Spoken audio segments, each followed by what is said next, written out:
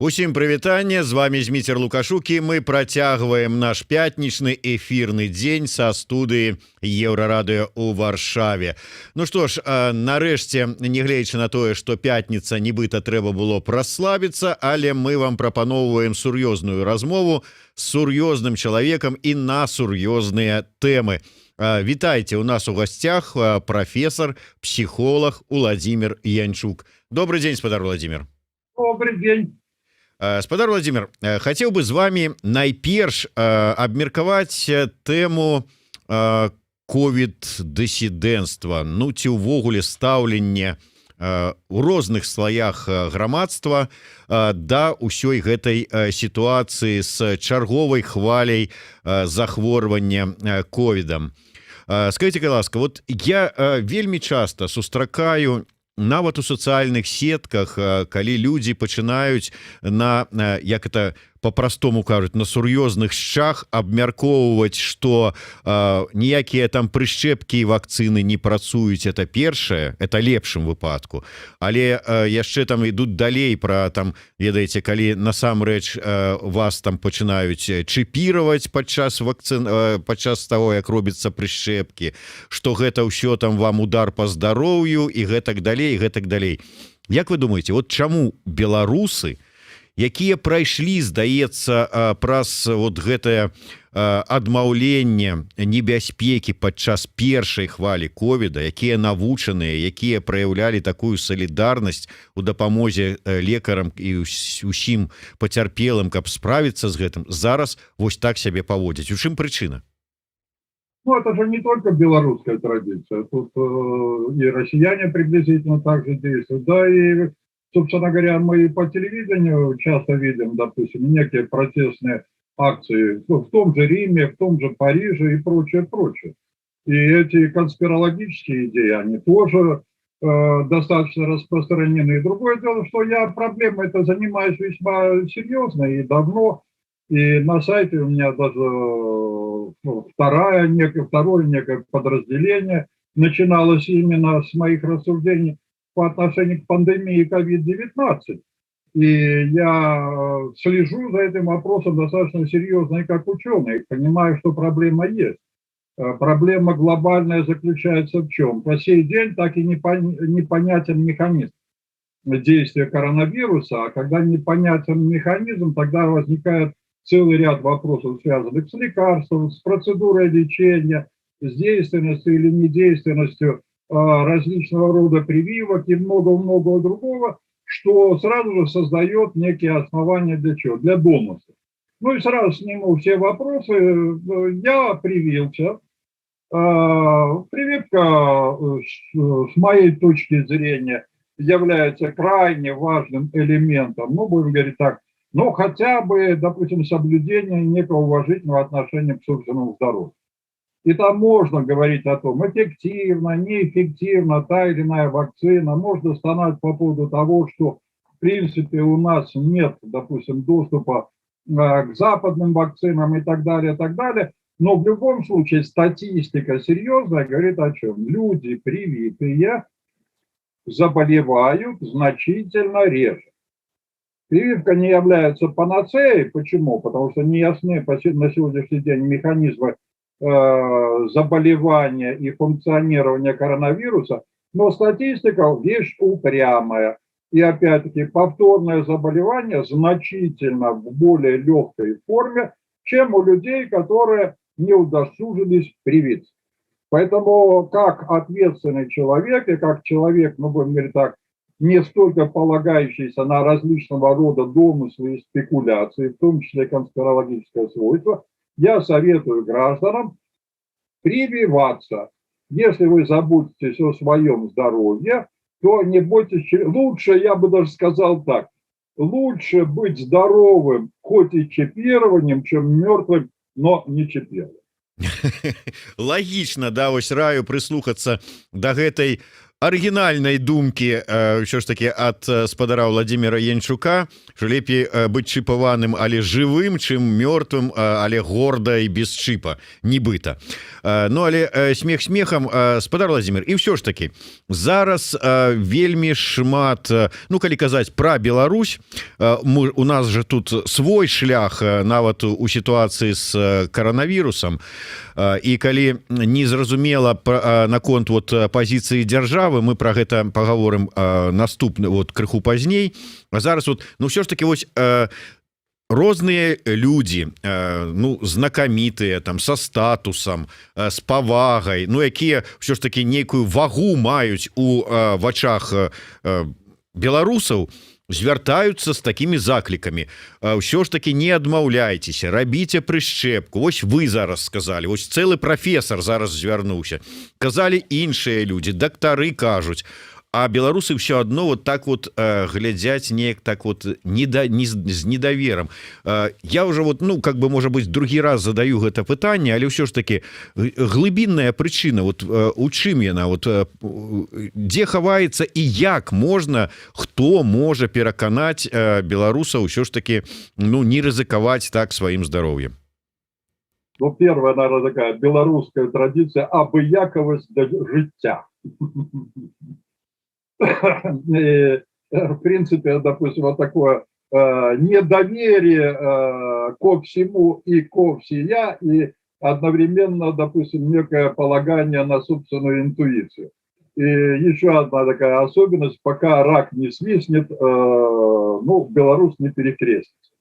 Ну, как-то не печально, опять-таки, вот все эти вещи, они связаны с доверием к людям, принимающим решения, доверием к медицине, доверием, опять-таки, вот к соответствующему, ну, будем говорить так, информационному сопровождению этой проблемы. И когда, допустим, вот этого доверия нет, тогда люди неохотно подчиняются указаниям. Ну, а специфика нашей информационной среды заключается в чем?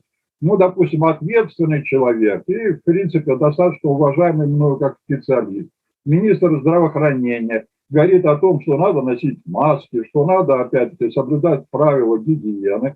А тут проходит некое совещание, где другой человек говорит, что маски носить не обязательно. И что, в принципе, допустим, нельзя заставлять людей делать нечто. Но, правда, здесь вот такое двоичное, то есть вот делать что-то другое нельзя. И тут мы на страже. А вот заботиться о своем здоровье, оказывается, точнее, не заботиться о своем здоровье, оказывается, можно. Ну и тут после решения Минздрава о обязательном ношении масок, вдруг сразу же это решение отменяется. Ну, это вот такой у нас контекст. Стоит какому-то, так сказать, важному человеку сказать некое суждение. Дальше. Принимается решение в силу, ну, таких достаточно объективных показателей о сокращении плановых больных. А после выступления нет, оказывается, плановых больных сокращать нельзя. Хотя, ну, не надо быть семи пядей во лбу для того, чтобы осознавать, что больницы переполнены, что волна, опять-таки, нарастает. Я не буду говорить о цифрах, тут уже, как говорится, сложно оперировать какими-то объективными данными, но, безусловно, и каждый из жителей Беларуси осознает то, что знакомых, друзей, заболевших вирусом очень много. Ну и дальше. Каждый на своем опыте начинает сталкиваться в том числе с последствиями. Смертей очень много. Я не буду оперировать, опять-таки, нашей статистикой, но сошлюсь даже, допустим, на опыт соседей. А мы во многом, так сказать, повторяем то, что происходит у соседей. Смертность в России за 1000. Эта цифра очень серьезная. Это при всем понимании того, что и там статистика, ну, будем так, не совсем внушающая доверие. Но, тем не менее, это все серьезно. Уважаемые граждане, поймите, что это касается вас. Но, правда, я не могу не отметить еще одного такого обстоятельства. Люди начали носить маски. Люди, полагаясь на свою интуицию, вот я хожу по Минску, езжу в метро, опять-таки, и более того, допустим, даже на улицах многие люди начали носить маски. Это отрадно. Продолжайте, маска вам не помешает. Ну, а, допустим, вот та особенность, которая свойственна, вот буду показывать, что я такой вот свободный и не подчиняющийся, она может вам боком быть. Давайте тады перайдзем да другога боку гэтай праблемы. І ўзгад міністра аховы здароўя прымусіў змяніць сваё рашэнне наконт масак і ўсяго астатняга. Вы мне можете вот як псіхолог патлумачыць, адкуль растуць ногі у гэтага ковід-дысідэнцтва Лукашэнкі ад самага пачатку? Ну ладно, яшчэ там ад самага пачатку можна было там нешта там нейкім чынам патлумачыць вот это яго непрыняццё сур'ёзнасці праблемы, але нават тады гэтыя яго заявы пра псіхоз, коронапсіхоз, а не там сур'ёзнасць праблемы, пра там парады лячыць гэта ўсё трактарамі, лазняй і гарэлкай з козамі на льдзе, ну гучалі ўжо неяк вот ну смешна, калі так можно сказать. Потом еще нам заявляли, вот пройдет время, я вам расскажу много интересного про тое, что з сябе уяўляе гэты коронавірус. Прайшоў час, нічого интереснага, як звычайна мы ад яго так і не пачулі. Что ж там было с этим вот коронавірусом, якімі там інсайдамі ён нібыта валодае. Праходзіць час, чарговая хваля, тысячи людзей памерлі по выніку, і нам ізноўку вось расказваюць про нейкія байкі про тое, что COVID-19 можа вылікаваць онкологію. Вот маски то уводзяць, то адводзяць, і все это такое. Адкуль гэта? Ну, общая схема, она является производной от безответственности. Ну, увы, я за свои слова не отвечаю. Ну и, в принципе, так как человек эмоциональный, так как человек импульсивный, он часто, ну и вследствие, вот я еще раз повторяюсь, безответственности, он выражает свои эмоции. Ну и более того, допустим, вообще-то живет он в капсуле информационной в том числе, живет по отчетам. Ну, человек, допустим, вот такой, живущий вне капсулы, он проверяет какие-то вещи, он обращается к альтернативным источникам, а когда информация создается по отчетам, поставляемым будь то руководителем государственного контроля, будь то представителями министерства и так далее, будь то даже спецслужбами, ты всегда, опять-таки, становишься заложником. А еще одна особенность какая? Собственно говоря, все эти информационные вбросы, они подчинены одной особенности. Не напугать, а показать, что все хорошо. У нас же общая картинка какая? Мы говорим о том, что у нас хорошо. У нас, несмотря на происки, у нас, несмотря на врагов, урожай хороший. У нас проблем с продуктами нет. Ну а что цены, так это опять-таки, ну, тоже такая регулируемая вещь и прочее. Доллар стоит, все хорошо. И не дай бог, все время, так сказать, вот такая ситуация. А вдруг ты расскажешь правду или вдруг ты расскажешь о том, что нехорошо, тогда это грозит тебе, ну, будем говорить, какими-то санкциями по отношению к твоей персонале. Поэтому, увы, пока не получится вот та ситуация, когда люди будут отвечать за свои слова, многое будет происходить и дальше так же. Ну и там можно говорить по-разному, но в данном случае у данного человека и медицина вся, и возможности все, и для мониторинга, и для диагностики и так далее. А проблема у кого? У нас с вами, которая на непосредственном опыте сталкиваются с чем? С очередями сталкиваются с нехваткой, сталкиваются с теми же ценами и так далее, и так далее. И нас жизнь учит до ответственных решений. Почему? Ну и одновременно, допустим, наша жизнь учит полагаться на какие-то другие критерии. То есть то, что говорится, в том числе вот таким человеком, занимающим главную позицию в этом государстве, не всегда должно восприниматься на веру. Поэтому я еще раз повторяюсь, уважаемые граждане, все-таки обращайте внимание только на указания одного лица, а все-таки обращайте внимание на мировую практику. Так и многие страны уже добились весьма существенных успехов. Если вы не верите, опять-таки, обратите внимание на следующее. Вообще-то трибуны на футбольных стадионах Западной Европы достаточно заполнены. Так и дальше. Люди соблюдают некие правила гигиены. И все это не свалилось с неба, а это является результатом того, что во многих странах вообще вакцинация уже перевалила цифры 80% и так далее. Дальше.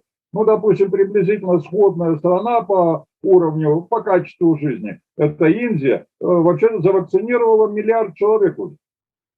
Вы вдумайтесь в эту цифру. Это говорит о чем? Об ответственном отношении людей, принимающих решения по отношению к населению. И можно спекулировать разными, так сказать, путями, но государство прилагает все усилия для того, чтобы воспользоваться теми всеми имеющимися ресурсами, а Индия не самая богатая страна, для того, чтобы обеспечить вот эту безопасность граждан.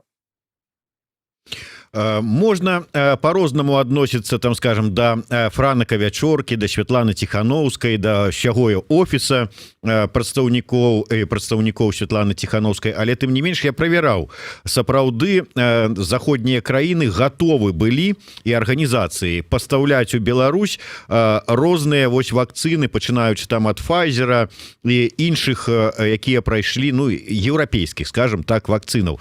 Мінск адмовіўся гэта рабіць. Гэта першы нюанс. Другі нюанс, калі пачаліся такія флешмоб у соцсетках, што калі ты супраць Лукашэнкі, насі маску. І вот две рэакцыі. Раз это ідзе ад Ціханаўскай, раз это захад, мы не прымем гэтую вакцыну. Вот ёсць тут ну, ёсць, як вы думаеце, тут нейкая паслядоўнасць, адно з другого выцякае, і другое. Там можа быць любая актыўнасць грамадства настолькі адсочваецца, настолькі вот жадаюць ее спыніць, што нават вот такі флешмоб «насі маску, калі ты супраць Лукашэнкі» выклікаю іх адваротную рэакцыю. Тады мы скажем, што маски каб не насілі, каб вот показалі, што яны за Лукашэнку. Ну, знаете, мы живем в такое время парадоксов, да, и, в принципе, любое действие можно превратить в действие абсурдное. Ну и в данном случае это, с моей точки зрения, вот такая реакция. Мы и сами с усами. И не нужны нам эти западные вещи, не нужны нам многие, так сказать, решения, которые приняты за рубежом. Почему? Потому что нам все по силам, нам все по плечу. Ну, и мне очень сложно говорить, почему это не произошло. Почему? Потому что многие вещи, которые, ну, являются, с моей точки зрения, рациональными, в том числе открытие, ну, границ для чего? Для вообще-то сохранения жизни граждан, так? И в том числе вакцинирования. Ну, казалось бы, решение очевидно. Тем более это, в принципе, по экономически, но не столь затратно. Тем более, допустим, все-таки Запад и предлагает субсидирование вот этого вакцинирования. Поэтому, увы, здесь амбиции являются более значимыми по отношению, ну, будем так, к здравому смыслу. Как-то не печально. Спадар Владимир, праз ваши руки прайшло безліч людзей, ну, калі вы працавалі ў інстытуце па падвышэння кваліфікацыі, якія зараз займаюць высокія пасады. Скажите, вот вы іх так дрэнна вучылі, не дадалі ім нечага, ці вот не перадалі тое, чым самі валодаеце, вось нейкі гонар свой вот за сябе, каб быў чалавека, што яны вот так сябе паводзяць і адразу бяруць пад вот казырок выконваць нават нейкія бязглуздыя загады. І у дадзеным выпадку я перш за ўсё кажу пра чыноўнікаў ад медицины. Ну, во-первых, в меди я не преподавал. Так, дальше преподавал я все-таки психологию. Хотя был грешен в свое время я работал в институте высших кадров при Академии управления, но за то время я могу гордиться, через мои руки прошли очень хорошие управленцы. И вот начало 2000-х годов я видел огромное количество молодых, энергичных управленцев, представляющих на уровне замминистров. Потому что я работал вот с такими аудиториями, которые решали самые такие интересные задачи. Я ставил вот даже вот такие экстремальные задачи. Вот нефти нет, газа нет, как выживать будем? И смею вас заверить, за несколько часов мы решали очень серьезные проекты. Увы, на моих глазах было и нечто другое. Через некоторый промежуток времени, ну, видимо, с учетом все-таки важной составляющей безопасности, этих людей стало становиться все меньше, меньше и меньше. Ну и здесь мы подходим еще к одному очень серьезному вопросу, обозначаемому в том числе вот таким заковыристым словом, как темпоральность. Мы перестали думать о будущем. Мы начали жить, вот лишь бы выжить сегодня. И это, когда мы ориентируемся не на будущее, а мы ориентируемся на сегодняшнее, выражается в том, что самой главной задачей является безопасность. Ну и дальше, опять-таки, в силу того, что система авторитарная, она не просто авторитарная, она тоталитарная, она эксклюзивная, когда все решения принимаются в одном месте. Ну и опять-таки под кураторством одного человека, и она вырождает вообще необходимость самостоятельных решений. А в такой системе, собственно говоря, думающие люди-то и не нужны. Нужны исполнители. Причем человек сомневающийся, он, ну, будем так, вызывает сомнения у такого чисто авторитарного руководителя. А нужен исполнитель, который вообще не задумывается, сразу говорит под козырек. Ну и как раз события последних дней, ну, вообще-то поставят меня в некое состояние такого. Я уже привык вроде ко всему, удивить меня сложно. Но когда, допустим, укрепление руководства Академии наук представителям, допустим, силовой структуры происходит, но это индикатор чего? Что, в принципе, наука – это вещь тоже такая любопытная. Но на всякий случай надо держать руку на пульсе. Ну а дальше, ну еще правовые документы, ну и когда, допустим, такой чистый, ну я бы сказал так, руководитель солдафонского типа становится министром юстиции, ну у меня тоже, допустим, возникает довольно сложная ассоциация, связанная с чем, что вообще-то Министерство юстиции занимается вообще-то продуцированием вот этих нормативных актов. И, по идее, надо бы разбираться в таких хитросплетениях, связанных с этими нормативными актами. А ведь нормативные акты, правовые нормативные акты регулируют взаимоотношения жителей этой страны. И вообще-то для того, чтобы принимались такие серьезные документы, необходима как минимум квалификация. Но общая логика какая? Не нужны нам квалифицированные люди. Все такие жизнеобеспечивающие решения, они исходят откуда? Они исходят из одного центра. И самые квалифицированные люди там. Ну, а на остальных наплевать. Поэтому, в принципе, допустим, одна из особенностей, все вот эти нижние элементы, они выполняют скорее такую бутафорскую функцию. А эта бутафорская функция предполагает, само собой разумеющееся, что под козырек, выполнение. А последствия вот этой неквалификации, последствия вот этой некомпетентности, она, увы, в силу того, что вот это высшее руководство, оно не отвечает за содеянное, вообще-то ложится на этих людей. Но их периодически меняют. Кто-то проштрафился, он, может быть, даже и прилагал бы усилия, но, в принципе, у него-то полномочий никаких нет. Заменить на другого. Ну и вроде ушел человек, все грехи ушли с ним.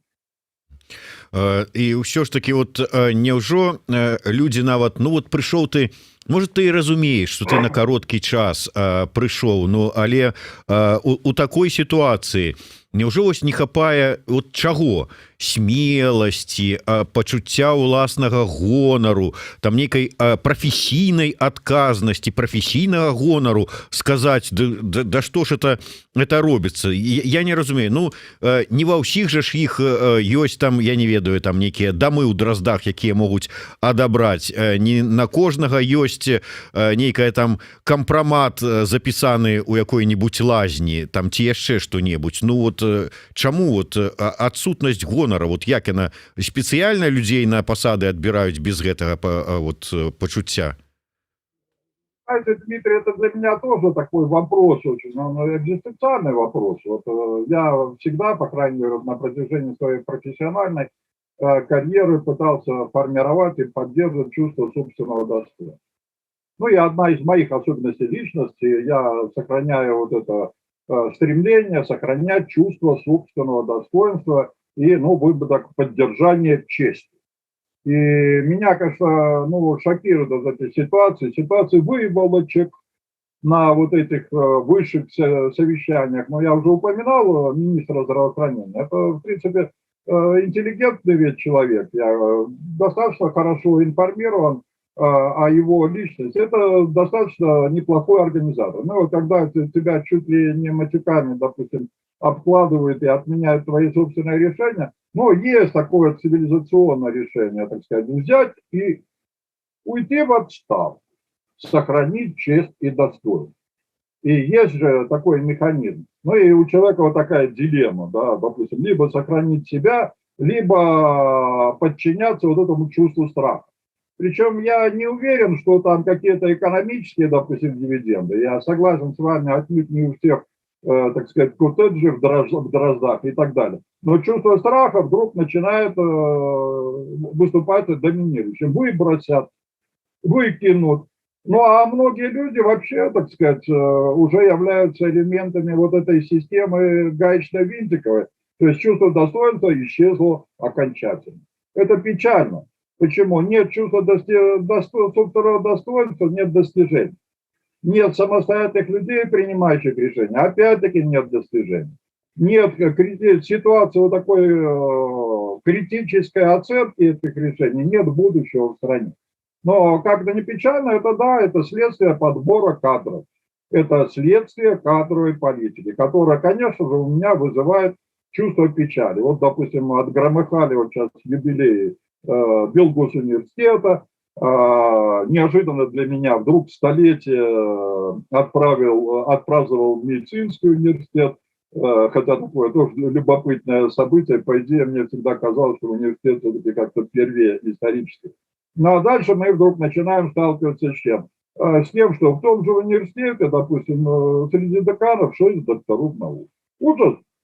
Да, в той же академии, допустим, достижений крайне мало. Так? И это все вот свидетельство чего? Вот, ну, будем так, последствий политики кадровой. Увы, приносящие вот такие результаты. Я не один раз чую вось выказыванне такога характару, і спачатку я так да іх ставіўся, ну эмоцыі ў людзей, але чым далей назіраю за дзеяннямі ўлады, тым можа быць сапраўды так яно і ёсць. Вось для прыкладу, но Пасаран піша: а мне кажется, он все знает и понимает, его умышленная политика сделать так, чтобы как можно больше людей заболели и умерли. Это такой вид геноцида. Он просто мстит людям. Ну, видать, маецца на ўвазе тое, што адбылося у жніўні і пазней 20-го года. Ці, да прыкладу, меньше пенсионеров, выше пенсии. Ну, таксама, вось кажуць, глядзіце, пенсіі няма чым плаціць, не напаўняецца фонд у соцабароны і, маўляў, ну, ковід-то косіць перш за ўсё пенсіянераў, маўляў, ну вот, менш праблем будзе. Вот як вы лічыце, ці можна ввогуле сур'ёзна разглядаць такія версии, эти гипотезы? Нет, я думаю, что это все несерьезно. Я не взял бы на себя ответственность, допустим, обвинять во всех смертных грехах, в том числе, допустим, лицо, принимающее решение. Увы, это, так сказать, индикатор чего? Общего отношения к людям.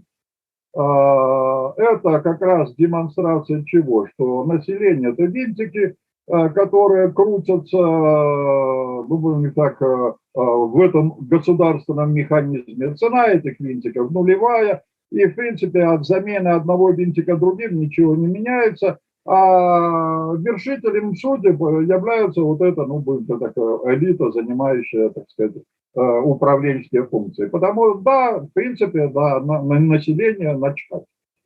Как-то не печально. Ну и с другой стороны, это же и население виновато. Вот, во многом, допустим, если избирать вот эту стратегию непротивления, если не выражать свою позицию, если не соглашаться, то, в принципе, вы провоцируете что? Ну, общую тенденцию, что с вами можно обращаться именно таким образом. Поэтому это процесс такой двусторонний. Допустим, когда вы все время на протяжении многих лет авторитарно принимаете решения, я подчеркиваю, не отвечая за эффективность этих решений, у вас вообще формируется вот это представление о чем? Ну, вот, допустим, представление о том, что вы Богом определенный люди, и вам все можно. Ну, а остальные не играют никакой роли. Но как-то не печально, это вот такая характеристика современной ситуации в нашей стране. Ад самага от ну фактычна пачатку нашага з вами абмеркавання от усіх падзеяў таго што адбываецца ў краіне станаўлення беларускага грамадства вы заўсёды казалі вось ужо больш за год паўтараеце гэтыя словы што чалавек павінен мець пачуццё адказнасці пачуццё гонару і ўмець сказаць не на нейкія дурацкія злачынныя ці якія-небудзь іншыя загады там ці калі его прымушаюць рабіць працу якую ён не мусіць рабіць встаць і сказаць не я рабіць гэта не буду але глядзіце чым далей вот я ведаю что вы на гэтай пазіцыі застаецеся але чым далей тым здаецца ну вот все рызыкоўнее нават так вот вы казалі про несупраціўленне вот такую позицию але вот нават так вот сказать все больше и больше рызыкоўна пачынаючы что мы зараз маем і я зараз не толькі про працягваюць ты што працягваюцца затрыманні прысуды арышты але прэвентыўныя меры тут ужо ідуць пагрозы што пазбавяць грамадзянства усіх так званых уцікачоў хто з'ехаў з краіны под пагрозай нейкага пераследу і ціску што зараз каб нейкаму там на працу перайсці кіраўніку ад самага нізкага ўзроўня павінен прынесці нейкую там характарыстыку дзе будуць прапісаны як ты там ставішся да дзеючай улады і канстытуцыйнага строю кожны дзень Губопік прызнае ўсё новы тэлеграм-канал экстрэмісцкім фармаваннем а это азначае што кожны хто подпісаны на это канал становится удзельнікам экстрэмісцкага там фарміравання і тут невядома якая адказнасць можа па выніку быць крымінальная у гэтай ўсёй сітуацыі вот дзе знайсці сілы ўвогуле да чаго мы ідзем ну, силы вообще-то именно в вас так в этих гражданах, у которых есть чувство собственного достоинства или нет, есть чувство уважения или нет. Если у вас этого нет, то и претендовать не на что. Так, ну а общая логика, допустим, деяний, она мне абсолютно понятна. Ну, допустим, построить, я использовал эту метафору и раньше кладбище. Так, чем хорошо кладбище? Оно молчит, так? Оно не сопротивляется. Но кладбище отличается чем? Оно постепенно деградирует, так? Оно разваливается, и оно теряет вот этот ресурс развития. Поэтому у вас всегда есть альтернатива. Либо деградировать, скатываться. И я не буду тут сгущать краски, а буду говорить о том, что с каждым днем будет все хуже, хуже. И мы начинаем с этим сталкиваться. Ну, цены уже, так сказать, весьма впечатляющие. И многое другое весьма впечатляющее. Ну и поверьте, допустим, у любого человека всегда есть такая возможность сказать «нет». Так? И дальше занять вот эту позицию, ну, человека, так сказать, объективно обладающего честью и достоинством, демонстрирующего то, что вы не согласны с чем-то. Когда таких людей становится много, тогда с этими людьми договариваться надо. А если люди молчащие, то что с ними договариваться? Будут исполняться те решения, которые, допустим, спускаются сверху. Ну, а если этих людей немного, а вот этих несогласных, ну, дубинкой, еще каким-либо, ну, допустим, запугать, посадить и так далее, и так далее. Но я подчеркиваю, допустим, когда вот эта критическая масса людей несогласных становится действительно критической массой, тогда власть сразу включает вот эти ресурсы договаривать. Пока, увы, вот этой критической массы несогласных людей немного. Она не является действительно критической. Ну, отсюда и последствия. Ну да, сапраўды просто цяжка сабе ну как бы так вызначыць якая ж гэта колькасць стане крытычнай масай. Некалі мы казалі і чулі про тое што вось выйдзе на вуліцу 100 000 чалавек і улада адразу абваліцца. Выйшло 400 000 чалавек, але как-то вот вытрымала і зараз пачынае прэсаваць ўсё далей больш усіх вот хто так яе напалохаў. Дзякуй вялікі. Ну што ж, яшчэ Я просто, наверное, все-таки откомментировал бы. Может выйти хотя бы миллион, но выйти на шоу. Вот мы походили, попланировали и так далее, и так далее. Я-то не об этом говорю, я не о выходах говорю, а я говорю о другом. Когда у этих хотя бы даже 400 тысяч возникнет вот этот стержень самоуважения и так далее. Когда у этих людей возникнет вот это стремление выражать свою позицию. И, в принципе, то, что происходит, оно является вполне естественным процессом становления этого общества. Я неоднократно говорил и раньше о том, если бы нечто свалилось, то не факт, что от этого было бы хорошо. Мы постепенно узнаем, кто есть кто. Мы постепенно узнаем и себя в том числе. И одно дело пройтись, допустим, одно дело, допустим, помахать чем-нибудь, а другое дело, опять-таки, вот в реальной жизни стать человеком.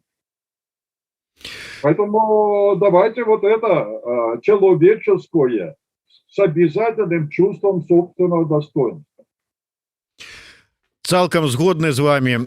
Ну і пачнем праяўляць тое, што мы маем і пачуццё і годнасці і адказнасці з таго, што прыслухаемся, да прыкладу, да меркавання спадара прафесара, ну і майго таксама, таму што я таксама, як і спадар Владзімір, прышчапіўся і спадзяюся, што ўсё ж таки гэта дапаможа. Таму прышчыпляйцеся, не верьце розным шарлатанам, на якой бы пасадзе яны не знаходзіліся, і тэлеканалам розным кшталту дзяржаўных, якія там гэта ўсё транслююць, і ідзіце за прышчэпкай. Дзякуй вялікі. Владимир Янчук, Зміцер Лукашук. Спасибо. Слухайте і глядзіце нас. Прышчэпляйцеся.